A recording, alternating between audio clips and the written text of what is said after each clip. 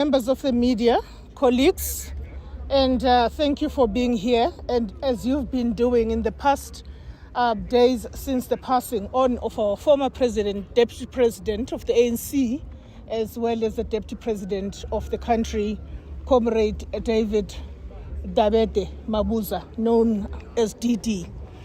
We're grateful for the presence of the media and the support and the coverage you've given us thus far, and the people of Mpumalanga to honor the son of Mpumalanga.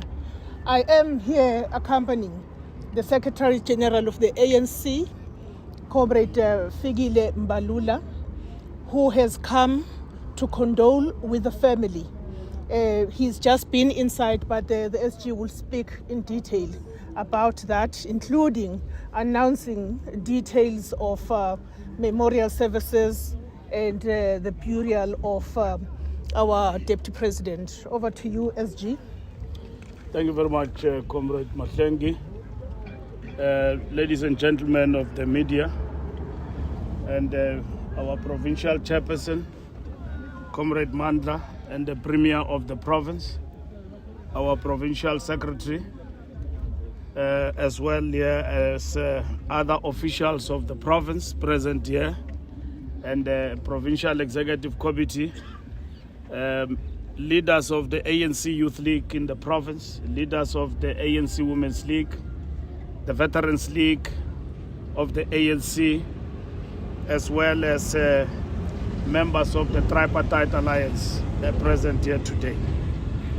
The African National Congress wishes to update the nation on the memorial and funeral program for our departed comrade, former Deputy President of the Republic and Deputy President of the African National Congress, Comrade David DD Mabuza.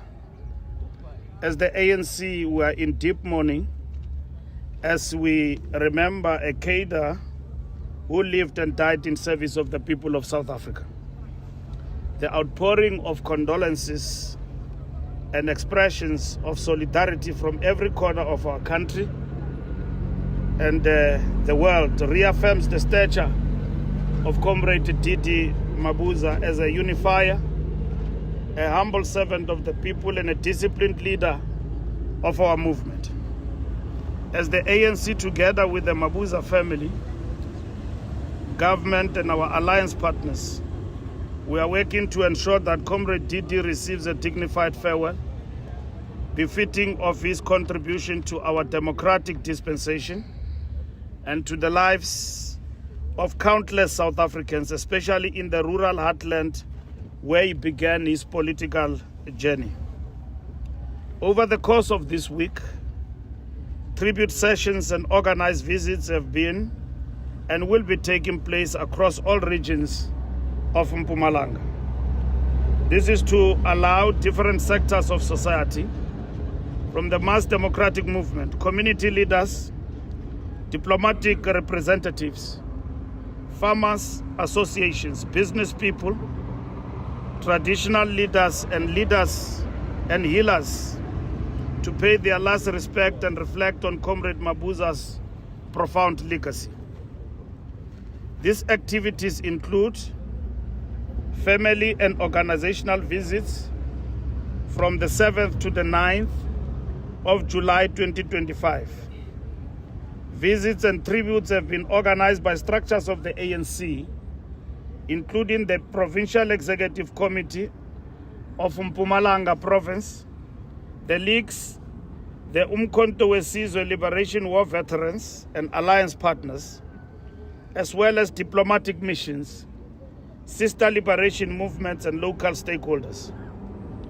Daily tribute sessions Monday to Wednesday will be held from 10 to 14 hours and 17 hours, with a special Umanyano session on Wednesday at 14 hours. Regional memorial services will take place on Thursday in 3 regions in Mpumalanga. In Nhlanzeni region, Paula Sports Field, this will be the main memorial service and will be addressed by Deputy President of the ANC, Comrade Paul Mashatile. Gert Sibande Region, Chief Albert Lutuli Local Municipality, will be addressed by the National Chairperson of the ANC, Comrade Gwede Mantashe. Nkangala Region, Steve Chwete Sydney Choma Banquet Hall, will be addressed by Nomvula Mukonyani, First Deputy Secretary General of the African National Congress.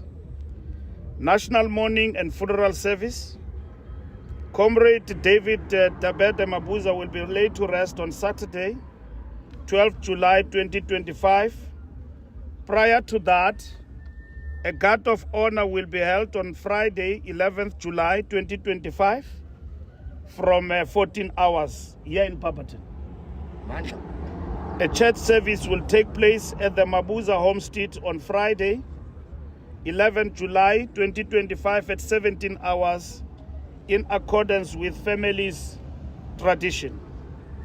The official funeral service will take place on Saturday, 12 July 2025 in a program led by the President of the Republic of South Africa and coordinated with the Mabuza family and the ANC. The funeral will receive full military honor, Category 2 as declared by the State President. Details of the funeral service, seating, protocol and live stream information will be issued by the Office of the Premier of Mpumalanga, the Presidency and the Mpumalanga ANC Provincial Office in due course. Comrade DD Mabuza life was a living embodiment of the Freedom Charter's call that, I quote, "South Africa belongs to all who live in it." His love for the landless, his concern for the child in the furthest rural classroom, and his belief in unity will remain guiding lights for this generation and the next.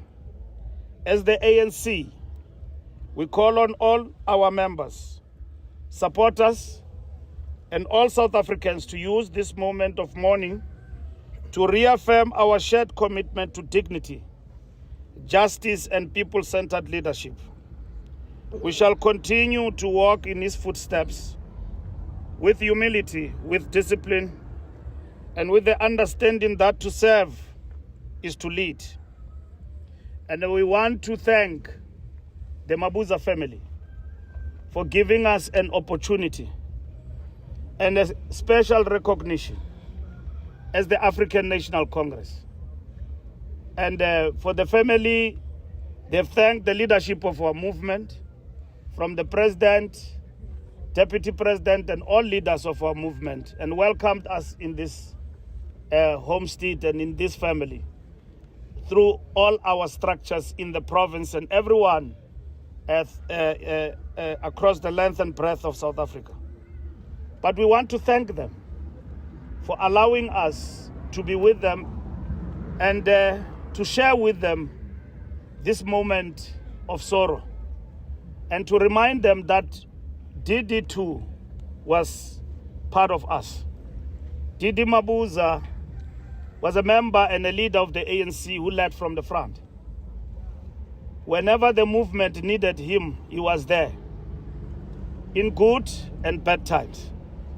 When the ANC was faced with the difficult and challenging times in the election campaign, and when the ANC needed every supporter, member, leader, resource, DD need not to be called or to be mobilized or organized.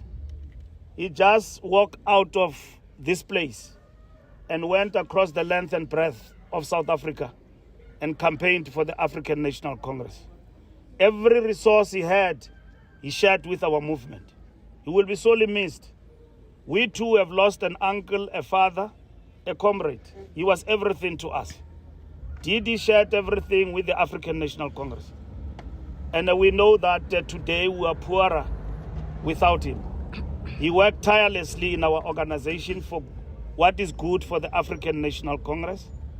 Where he thinks we committed mistakes, including himself, he was honorable and courageous and principled enough to come to the fore and mobilize all of us in the right path.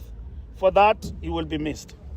And we thank our comrades and the ground forces in Mpumalanga and across the length and breadth of the country who have ensured that we are present here to share, our celebration of the life of DD. And every leader, every member of the ANC, and all other political parties and leaders across the political divide who have been with us, have given the ANC messages of support and mourning the departed life of our dear comrade. And we thank the media for giving also an opportunity to share our own experiences, individual, collectively, and organizationally.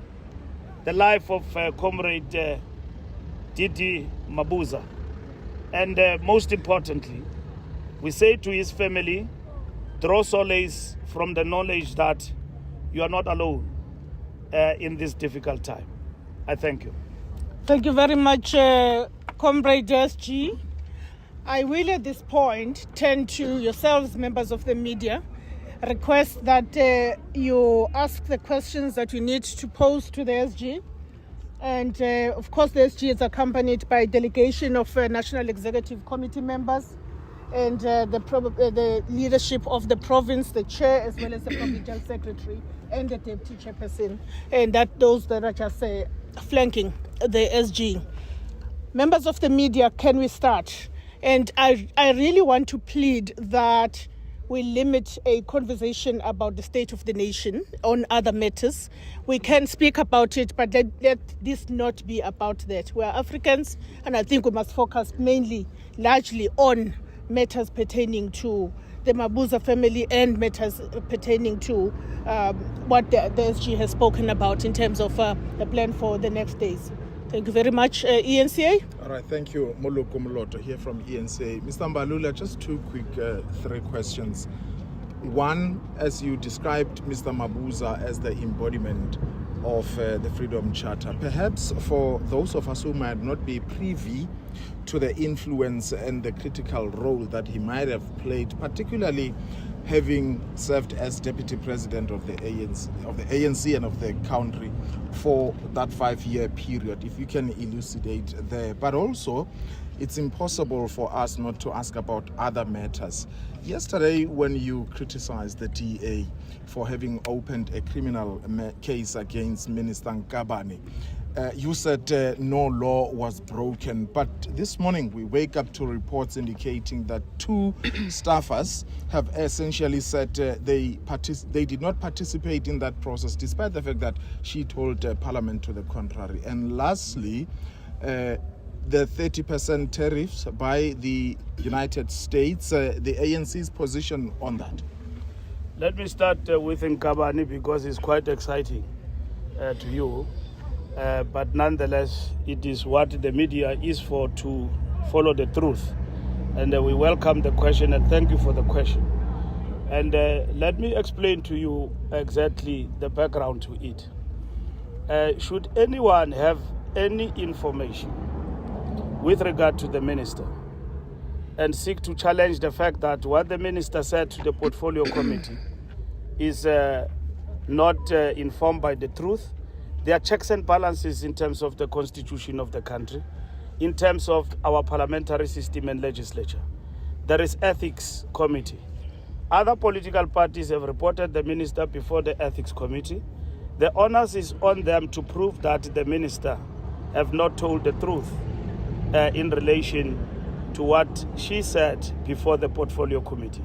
Simple as that. Let's not argue about things that can be pursued through the proper channels, either through Chapter 9 institutions as well as through Parliament. I've said yesterday that members of the executive are governed by a code of ethics in terms of the executive and also the legislature. And in this particular regard, myself, even to strike a personal note, I was taken to the ethics committee, and some of my colleagues and ministers have also appeared before the ethics committee. At some point, I was also taken to the public protector, like all other members. All what I'm saying and I'm explaining is that from the calculation of the overall number of facts that were presented to us, the minister did not tell a lie to Parliament. And that is what we have actually explained. Secondly, I said, did she err in terms of some of the things that have happened? We said, yes, she did. She admitted, she apologized. Thirdly, she implemented corrective measures. And then I said, fourthly, in terms of corrective measures that have actually implemented, as it pertains to the sitters, that process have begun from afresh. Labor, student, business, and everybody have been invited through the process of participating in the selection of the sitters. So, in as far as that matter is concerned, it is actually closed. Should anyone want to charge the minister and say that she did not tell the truth, let's not argue about it. The minister herself will speak for herself, and present the facts before the ethics committee. It is allowed. It's a parliamentary process. And that is what is actually going to happen in this particular regard. Your questions are three. Donald Trump, I'm sure by now, like I said yesterday, there is another tweet. So exactly by the time we're there was a question of tariffs, which have said that there will be tariff increase in terms of goods export to the United States by the President of the United States. DTI and government will engage with the United States with regard to those matters. Obviously, that will affect and will have an adverse effect in terms of our export trade arrangement with the United States of America. So government must engage with the United States of America in this particular regard. More than any other thing, this seems to be retribution on the basis of belonging to other nations in terms of regional blocs. You are being punished for that. It's not only unfair, but at the same time, it is an injustice, all in all. And in this particular regard, our government must stand and actually engage with the United States of America in this particular instance. And then the third question was really about the impact of his leadership for the 5 years that he had been in the second most powerful position, if you like. Comrade DD was given tasks in government that include one, service delivery by the president. That include also intervening in terms of issues of land. And he has actually addressed and championed that particular cause to the best of ability. He was the chair of SANAC. You know what has happened in the tenor of this period in relation to our attitude and a whole lot of issues in terms of policy and the intervention government has made in terms of HIV plan and strategy as a government, which have been revamped and all of that. And the results are there for everyone to see. And then he has actually led this. But over and above that, he was given a responsibility to lead the task of looking after the welfare of our veterans, a task that he enjoyed and he was championing it quite successfully, but it's not complete. And it is then upon this administration to ensure that our military veterans and all the things that affect them in terms of their welfare are properly addressed. Thank you very much. Newsroom. Thank you very much. Zianda Ngobo from Newsroom Africa. In the last couple of days, we have been discussing the Mkhwanazi issue. This morning, however, in light of what's common cause that DD Mabuza was concerned about the state of the organization and the public image, you now have two ministers, police ministers, former and current, being associated with this Vusi Cat Matlala report by News 24 saying that Cde was staying in his penthouse in Pretoria at some stage. This does not bode well for the image of the organization and the perception that the organization is corrupt and is now actually at the behest or working at the behest of the underworld. What does the ANC have to say about this in light of the public scrutiny and calls for action, as of course we wait for the president to also give direction? You will have seen in the past 24 hours since the report was published, there's been dossiers and counter-dossiers. The government and the public discourse cannot be defined by dossiers. We will look at what government will do with what Mkhwanazi have presented to the country, which is not a dossier, which he has actually went blow by blow about what he was actually dealing with, which calls for action in that regard. So we will not deal with dossiers because that is a work of the underworld, the work of the dark world, counter accusations, and we will caution South Africa not to follow dossiers. It's an investigative piece, Mr. Mbalula. No, I'm not relating exactly to what we are talking about because it's not a dossier. I'm talking related to the question you are asking and the activities since what Mkhwanazi has presented to the country on Monday. It has now been accompanied by dossiers and counter dossiers. It's not coming from you. In relation to what you are asking, we have made our point clear yesterday. We still stand by it as the African National Congress. And we are happy that the president have reacted to the developments in the country in the manner in which he did and committed to dealing with the issues. And because they are serious, they are very important, they are grave concerns that we must deal with as a nation. The believability of the state and government in dealing with matters of great concern will be tested in our attitude in relation to how we deal with those particular matters. So in this instance, as the ANC, we have deferred, correctly so, to government led by the president to deal with these matters. And the president have already pronounced on the matters immediately and even yesterday, talking from Rio at the airport coming back home, that he still reiterate the fact that these matters are grave and they will be dealt with. The image of the party, Mr. Mbalula, there are two ministers from your party, both former and current senior members of the ANC, who in an investigative piece by News 24 have been implicated. The image and what this says about the ANC in an environment where the confidence in your party is already low. No, there's no need to raise palpitations. Let's deal with issues. No, let's deal with issues properly. Thank you. I missed that point. Let me answer that question. SG. In relation to that, I wish to also reiterate that in the ANC, we've got our own processes. The matters that are reported in the public domain in terms of the ANC, we do have the capacity to deal with them, and also those members to appear before the Integrity Commission to explain themselves in as far as how those matters affect the integrity of the party. The Integrity Commission will be seized with those matters. In relation to those members, it's either those members will present themselves. If they fail to present themselves, they will be convened, I can assure you, before the Integrity Commission.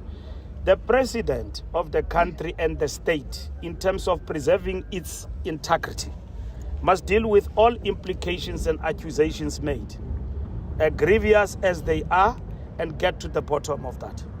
And that is what is important, because the rule of law is the cornerstone of our democratic state.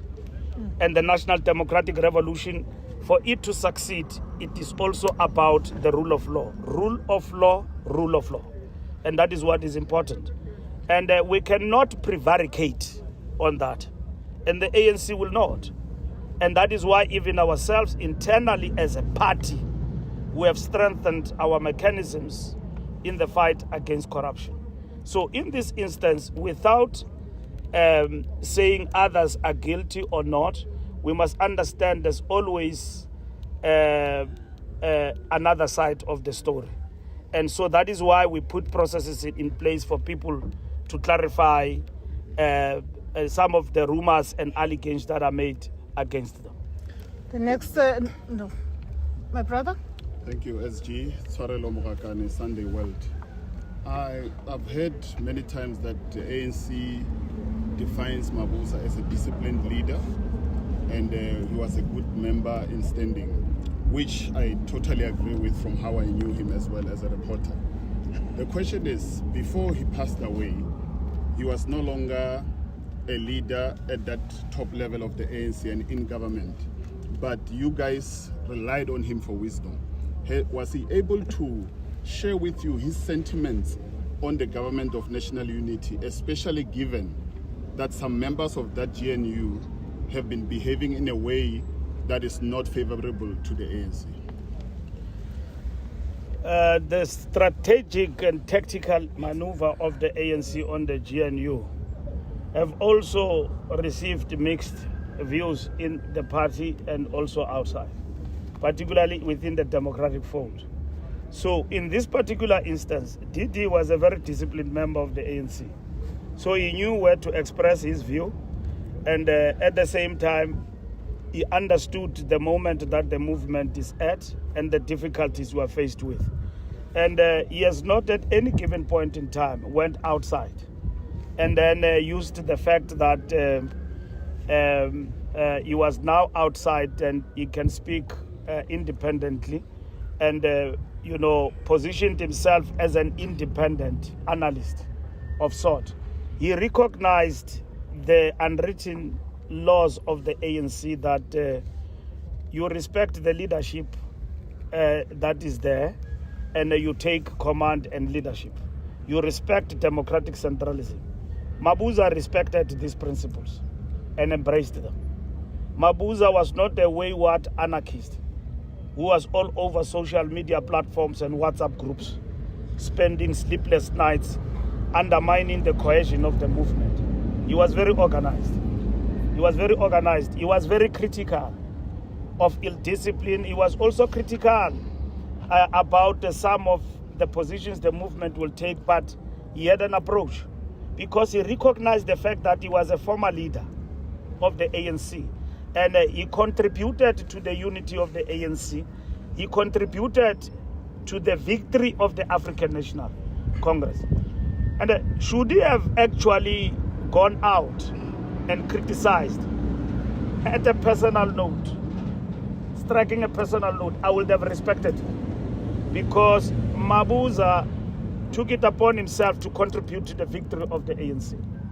And that is what he did as a disciplined member of the African National Congress. But I'm talking internally, as he's expressed his sentiments to the leadership of the ANC, not necessarily speaking outside, being on Twitter and everything, just to the leadership of the ANC, that these are my views privately about the GNU, especially with the people that you are in the GNU. I am saying to you, Mabuza respected privately and otherwise democratic centralism of the ANC. And democratic centralism embraces dissent. And dissent means that you can hold a view that is opposite to the national leadership, but you stay to the discipline of the organization. And I'm saying that he was that kind of a cadre.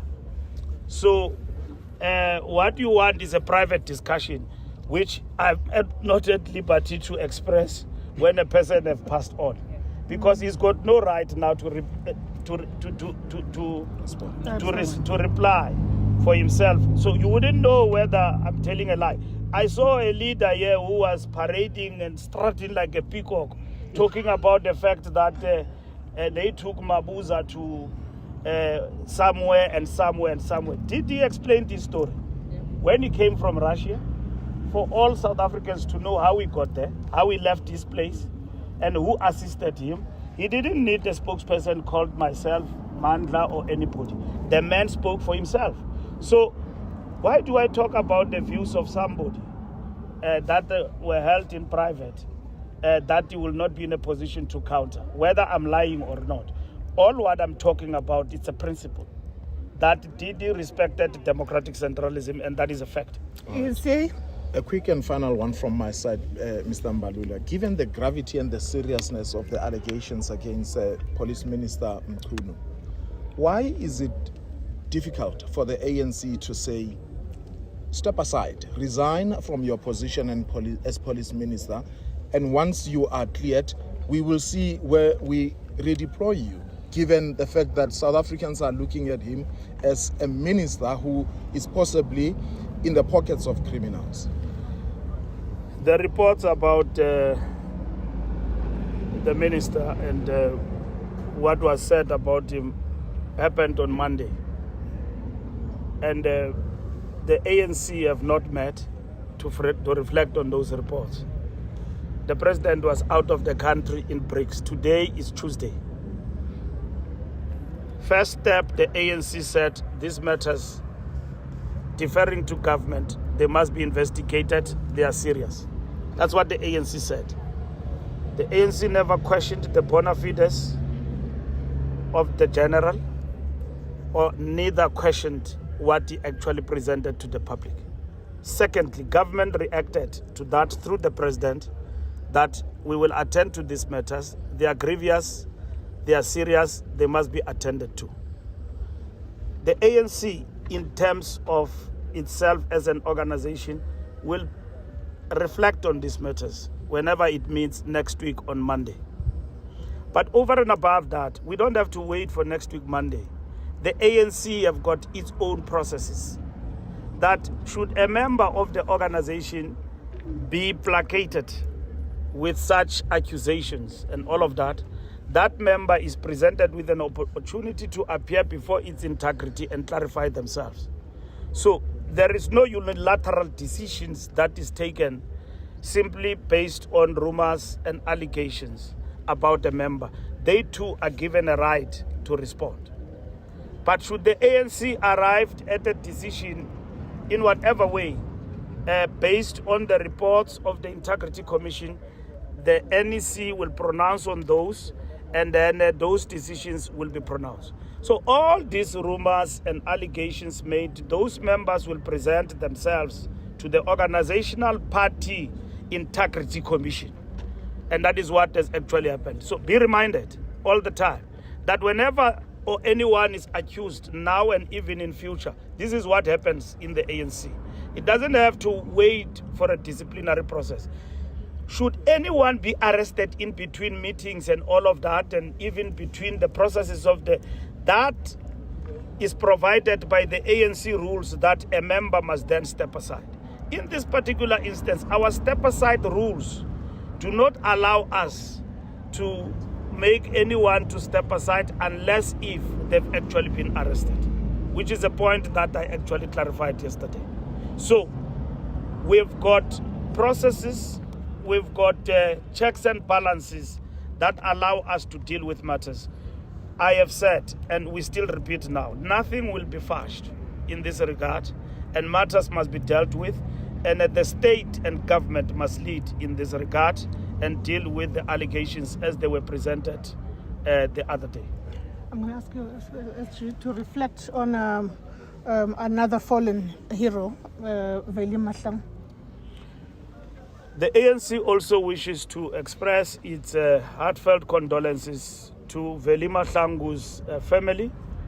As we bid farewell to Comrade DD, yet another luminary in the province of Mpumalanga and the country, Veli Mahlangu, have passed on. These are the foremost important people in our country and patriots who serviced our communities through football and black business in our country. And they were very loyal to our country and also visibly clear in terms of the fight against apartheid. And we say, may his soul rest in peace. Condolences to the family and the loved ones. Thank you very much.